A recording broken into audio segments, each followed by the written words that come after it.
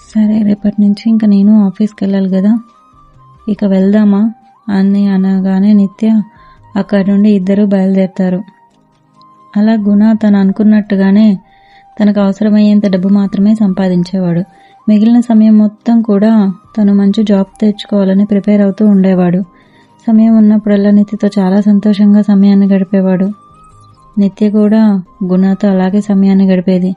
ఇలా సాగుతూ ఉండగా కొన్ని నెలల తర్వాత ఏమైందో ఏమో నిత్యలో మార్పు రావడం మొదలైంది.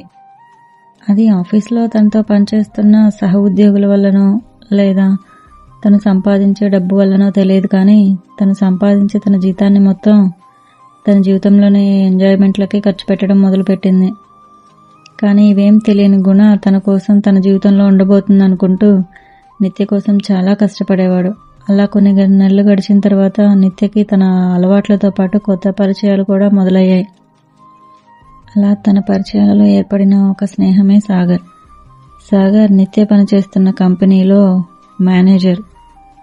అలా పరిచయం ఏర్పడిన దగ్గర నుండి ప్రతిరోజు నిత్యని తన హాస్టల్ దగ్గర సాగర్ తన కారులోనే డ్రాప్ చేయడం మొదలు పెడతాడు. మీకు ఈ కంటెంట్ నచ్చితే ప్లీజ్ లైక్, షేర్, సబ్స్క్రైబ్. నీతో ఒక కథ